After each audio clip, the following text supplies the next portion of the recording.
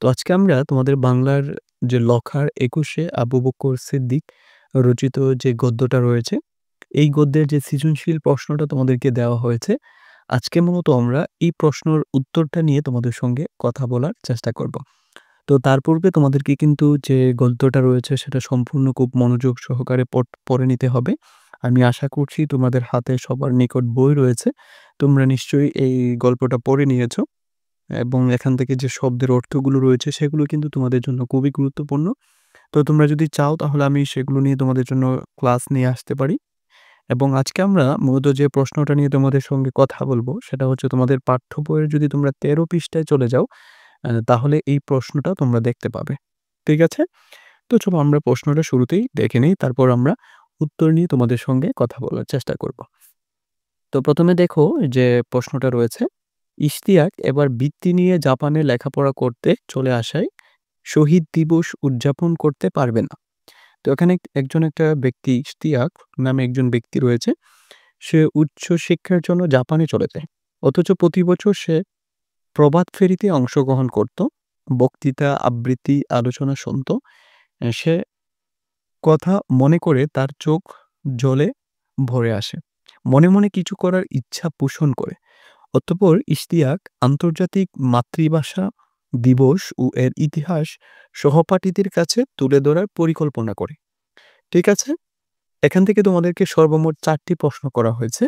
তো তোমরা জানো এখন কিন্তু তোমাদের প্রশ্নগুলোর সৃজনশীলের মাধ্যম হয়ে থাকে। তোমাদেরকে একটি উদ্দীপক দেওয়া থাকবে এবং সেখান থেকে তোমাদেরকে ৪ টি প্রশ্ন করা হবে। ১ম প্রশ্নের নম্বর হচ্ছে ১, তারপরে হচ্ছে ২, তারপর হচ্ছে ৩, তারপরে হচ্ছে ৩। এভাবে কিন্তু তোমাদের প্রশ্নের মান বন্টনগুলো করা হয়ে থাকে। ঠিক আছে? তো এখানে দেখো বলা হয়েছে লখা রাতে কোথায় ঘুমাতো? এটা অবশ্যই তোমাদেরকে মুখস্থ করে নিতে হবে। এখান থেকে তুমি উদ্দীপক থেকে লিখলে হবে না। এই প্রশ্নের উত্তরটা তোমাকে অবশ্যই জানতে হবে বা মুখস্থ করে নিতে হবে। ২য় প্রশ্ন বলা হয়েছে, জিতে গেছি আমি, গর্বে বুক ফুলে উঠে লখার। কথাটি দ্বারা কি বোঝানো হয়েছে? গ নাম্বার প্রশ্নে বলা হয়েছে লখা ও ইশতিয়াক দুজনের কাছে শহীদ দিবস ভিন্ন আঙ্গিকে এসেছে। এটা ব্যাখ্যা করো। এবং সর্বশেষ প্রশ্নে বলা হয়েছে ইশতিয়াকের শহীদ দিবস উদযাপনের আকাঙ্ক্ষা লখার শহীদ দিবস উদযাপনের আকাঙ্ক্ষারই প্রতিফলন, সেটি বিশ্লেষণ করো।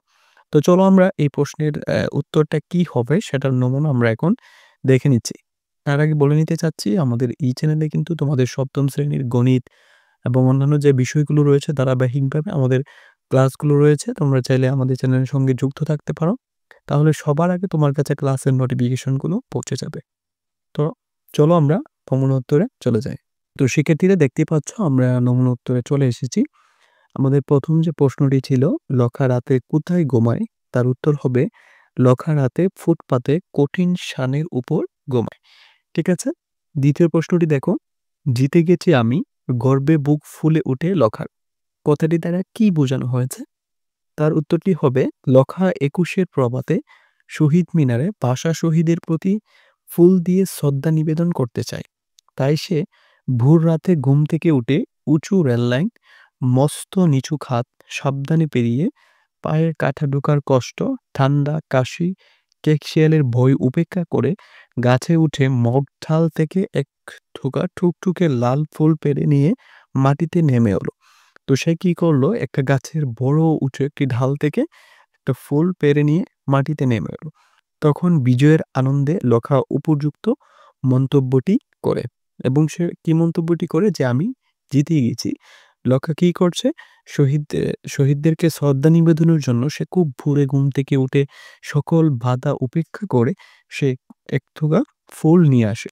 এবং সেই ফুলটা যখন সে সংগ্রহ করতে পারে তখন আনন্দে সে এই উক্তিটি বলেছিল। তারপর দেখো ৩য় প্রশ্নটি কি বলা হয়েছে? লখা ও ইশতিয়াক দুজনের কাছে শহীদ দিবস ভিন্ন আঙ্গিকে এসেছে, ব্যাখ্যা করো। তো তার উত্তরটি যদি আমরা দেখি, দেখো লখার ২১-এ গল্পের লখা বাক প্রতিবন্ধী কিশোর, পিতৃহীন লখা রাতে ফুটপাতের কঠিন শানে ঘুমায়। তার ভিখারি মা দিনভর ভিক্ষা করে আর তার দিন কাটে বন্ধুদের সঙ্গে মারামারি করে, কাগজ কুড়িয়ে, খাবারের দোকানের এঁটো পাতা চেটে। তারপরেও এই লখা ভাষা শহীদের প্রতি শ্রদ্ধা জানাতে চায়। তাই সে শীতের তীব্রতা, মনের ভয় উপেক্ষা করে উঁচু রেললাইন মস্ত কাঠ পেরিয়ে রাতের অন্ধকারে সে জঙ্গলের ভেতরে বড় গাছে উঠে এক থুকা রক্তলাল ফুল সংগ্রহ করে। সবাই যখন গলা মিলিয়ে আমার ভাইয়ের রক্তে রাঙ্গানো ২১শে ফেব্রুয়ারি আমি কি ভুলিতে পারি গানটি গাইছিল, তখন বুবা বলে তার গলা দিয়ে শুধু আ আ শব্দ বের হচ্ছিল। কারণ হচ্ছে বুবারা তো আমাদের মতো স্বাভাবিকভাবে কথা বলতে পারে না। কিন্তু তার মনের অনুভূতি কিন্তু সেটাই প্রকাশ করছে এবং সে কিন্তু সেই গানটাই গাচ্ছে। অপরদিকে উদ্দীপকের ইশতিয়াক বিদেশে থাকার কারণে সশরীরে শহীদ মিনারে যেতে পারবে না বলে আন্তর্জাতিক মাতৃভাষা দিবস এবং তার ইতিহাস সহপাঠীদের কাছে তুলে ধরার পরিকল্পনা করে। তাই বলা যায় শহীদ দিবস লখা ও ইশতিয়াকের কাছে ভিন্ন আঙ্গিকে এসেছে। তারপর দেখো আমরা চলে এসেছি তোমাদের সর্বশেষ যে প্রশ্নটি বলা হয়েছে, ইশতিয়াকের শহীদ দিবস উদযাপনের আকাঙ্ক্ষা, লখার শহীদ দিবস উদযাপনের আকাঙ্ক্ষারই প্রতিফলন বিশ্লেষণ করো। তো আমরা যদি দেখি ইশতিয়াকের শহীদ দিবস উদযাপনের আকাঙ্ক্ষা, লখার শহীদ দিবস উদযাপনের আকাঙ্ক্ষারই প্রতিফলন, নিচে তা ব্যাখ্যা করা হলো। ঠিক আছে? উদ্দীপকে ইশতিয়াক উচ্চশিক্ষার জন্য বৃত্তি নিয়ে জাপানে লেখাপড়া করতে চলে যায়। প্রতি বছর সে আন্তর্জাতিক মাতৃভাষা দিবস পালন করলেও এবছর সে পালন করতে পারবে না বলে তার চোখ ঝলে ভরে আসে। মনে মনে কিছু করার ইচ্ছা পোষণ করে। অতঃপর ইশতিয়াক আন্তর্জাতিক মাতৃভাষা দিবস ও এর ইতিহাস সহপাঠীদের কাছে তুলে ধরার পরিকল্পনা করে। অন্যদিকে লখার ২১শে গল্পে লখা অতি সাধারণ এক কিশোর। সে কথা বলতে পারে না। সারাদিন পথে পথে ঘুরে মারামারি করে দিন কাটায়। রাতে ভিখারি মায়ের পাশে শুয়ে খিদের কথা বলে যায়। এই বুবা কিশোরের অন্তরেও দেশপ্রেম ছিল। তাই ভাষা শহীদদের প্রতি শহীদ মিনারে গিয়ে আর সবার মতো সে শ্রদ্ধা জানাতে চায়। সেজন্য অনেক কষ্টে ফুল সংগ্রহ করে সবার সঙ্গে মিছিলে তাল মিলিয়ে সেও শহীদ মিনারের দিকে এগিয়ে যায়। উপরের আলোচনা থেকে আমরা এটাই বলতে পারি যে উদ্দীপকের ইশতিয়াক ও লখা উভয়ের মধ্যেই শহীদ দিবস উদযাপনের আকাঙ্ক্ষার প্রতিফলন ঘটেছে। তো শিক্ষার্থীরা, এই ছিল তোমাদের ১৩ পৃষ্ঠার যে সৃজনশীল প্রশ্নটা ছিল।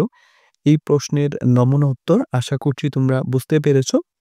তো দেখা হবে তোমাদের সঙ্গে পরবর্তী ক্লাসে। তোমরা চাইলে খাতায় এই প্রশ্নের নমুনা উত্তরগুলো নোট করে নিতে পারো, বারবার রিভিশন করতে পারো, বা চাইলে ভিডিওটা তোমরা আবারও পুনরায় দেখতে পারো। এভাবে প্র্যাকটিস করলে তোমরা আশা করি প্রশ্নগুলো খুব ভালোভাবে তোমরা অ্যান্সার করতে পারবে। ভালো থাকো তোমরা সবাই। তোমাদের জন্য অনেক অনেক শুভকামনা। আল্লাহ হাফেজ।